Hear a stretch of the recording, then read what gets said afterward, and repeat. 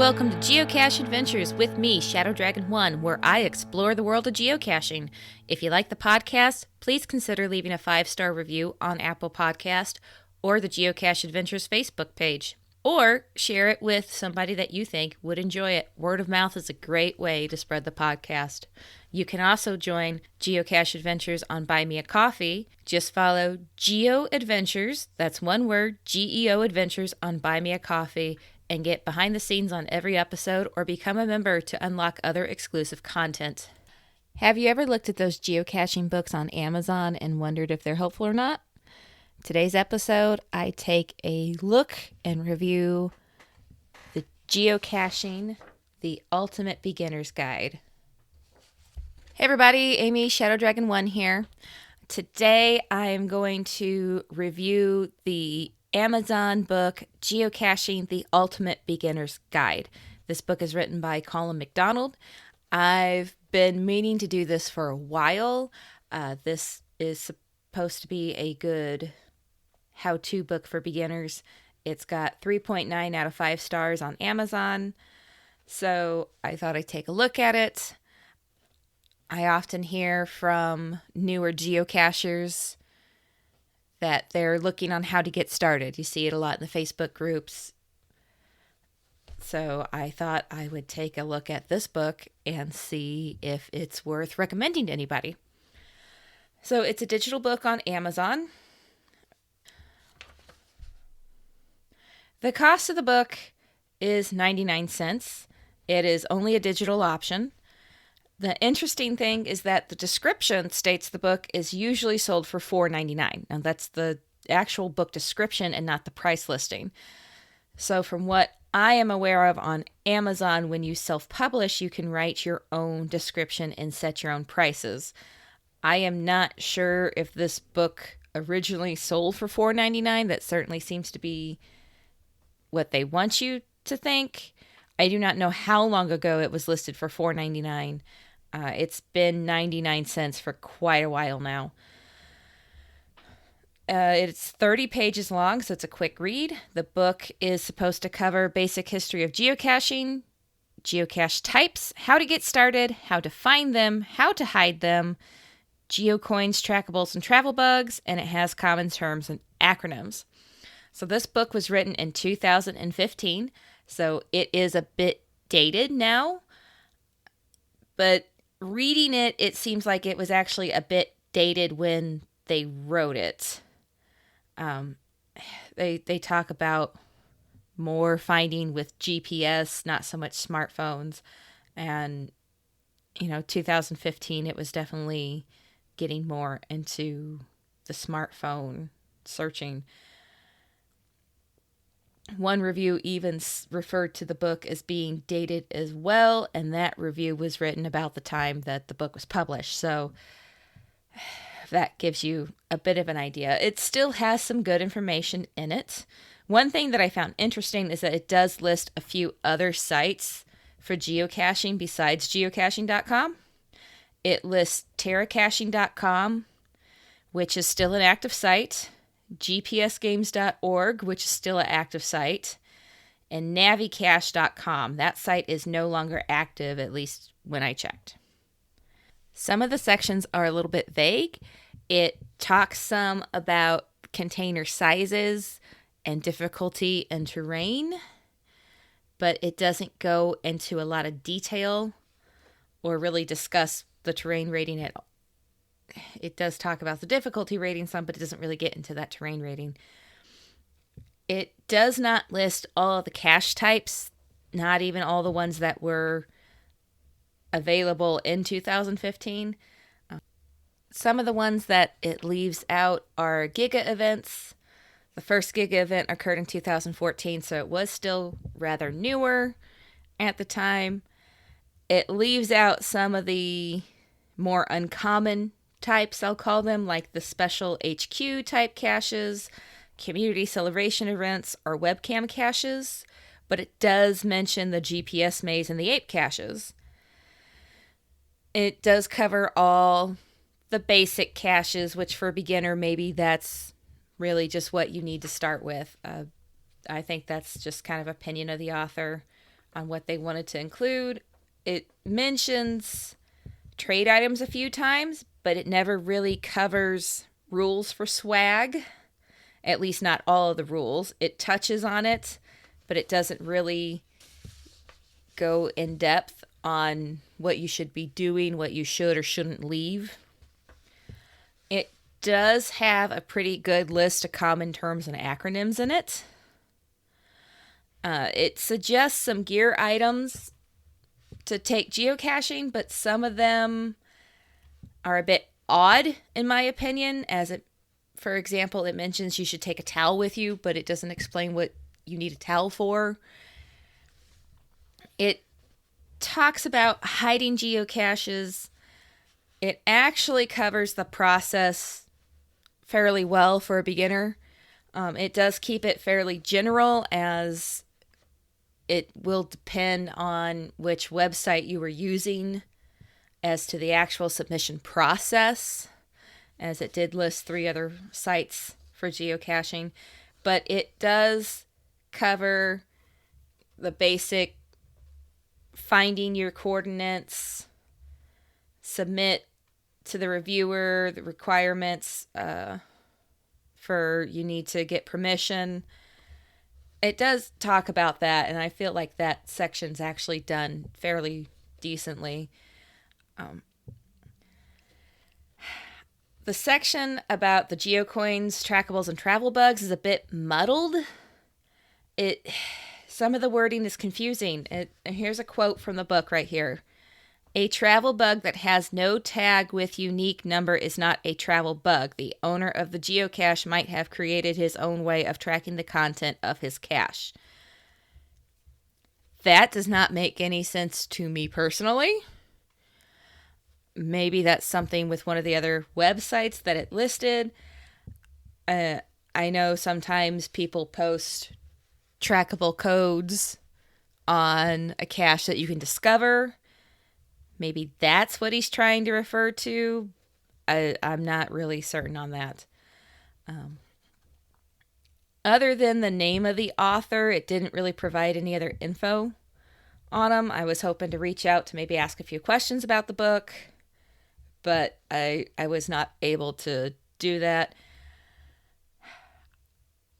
I do not think this book was written by a geocacher, personally. If it was, I don't think it was an experienced geocacher. The author does have a couple other how-to books on Amazon, so I think maybe it was, a popular subject to write about. That's just my opinion.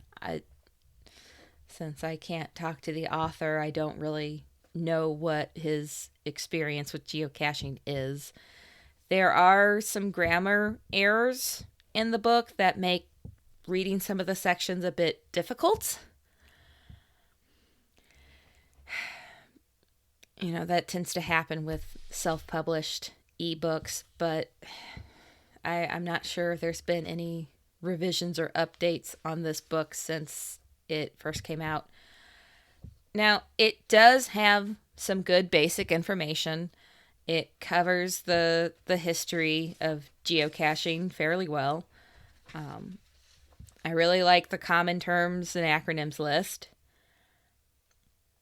But in all honesty, there is nothing in this book that you cannot find Googling. And you probably find a bit better information Googling or poking around on the geocaching.com website for their informational videos and articles. I don't really feel like it provides enough information to really start geocaching effectively. Personally, I would not recommend this book to anybody that's starting geocaching. I feel like you could get more out of watching YouTube videos and looking on websites. That's just my opinion. There's other geocaching books out there. I'm not really sure how well those how to geocache books are kept up to date. I clicked on a couple on Amazon, And the original publication dates are from the early 2000s, 2004, 2007, 2012. I do not know if that takes into account any edition changes or updates. I think really if you're looking at a how to geocache book, you really need to take into account when the book was written, because this game changes so much that a book from 2005 or 2015, this one was from 2015, an early 2000s, mid 2000s book, anything that's more than probably 3+ years old is probably going to be a bit dated in some way or another. I mean, think about Adventure Labs. That's such a newer geocache type that it's not going to be covered in a lot of books unless it's a book that's come out in the last few years. There's so much to geocaching, so many different things, so many little aspects that make the game so great and so unique. It's going to be hard to find a book that covers all of those, I think. There are some that, supposed to be the complete guide to geocaching or the ultimate guide to geocaching. Really, I think the best thing to do is just Google searching and getting out there and trying it. Actually, probably the best thing to do would be if you have an experienced geocacher you can go with and ask questions to. That would be a great thing to do. That would be a great way to get started, a great way to learn. That being said, if you're new to the game and you're not sure how to meet other geocachers, check out an organization like I talked to SLAGA, the St. Louis Area Geocachers Association, in the last episode. That's a great way to meet people, is to get into a local Facebook group and go to local events and meet people. And yes, it can be overwhelming sometimes for people, especially when you don't know anybody. Not everybody is comfortable in a group setting where they don't know anybody at. If that's you, then I suggest take a friend with you. Even if they don't geocache, take somebody with moral support with you. That'll help with your comfort level.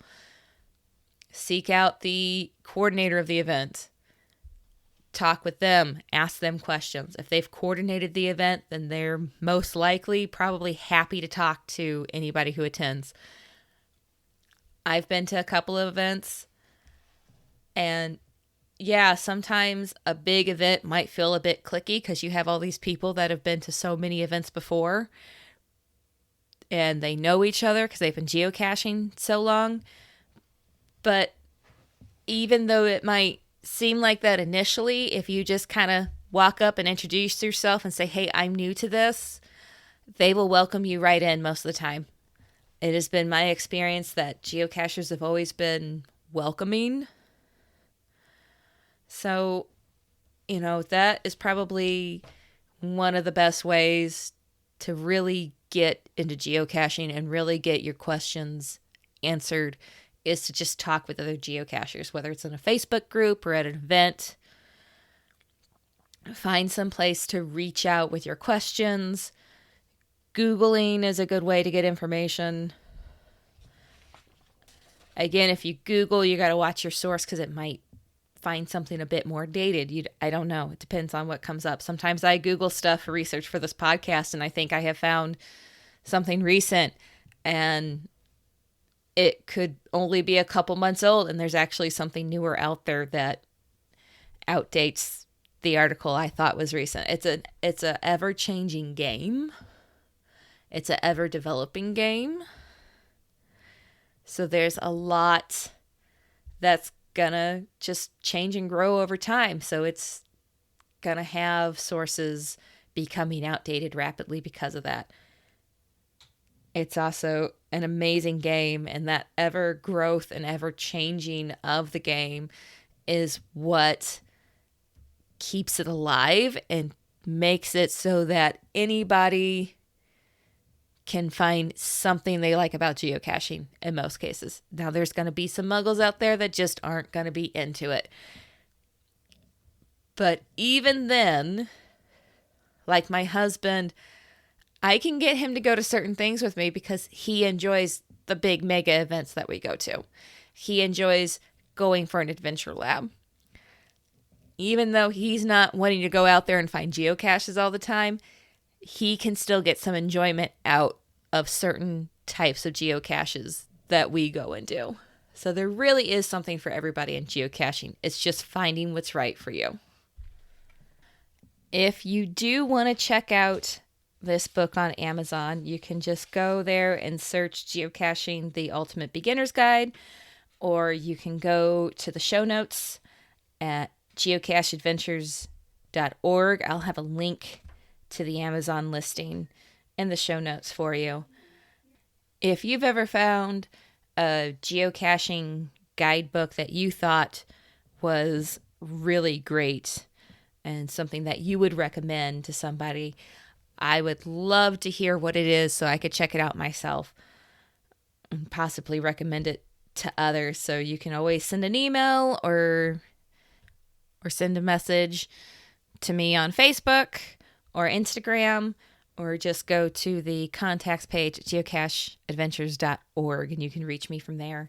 So this is a bit of a shorter episode, a little bit of a different type of episode, but I've been wanting to review this book for a while, so I thought I might as well get it out there.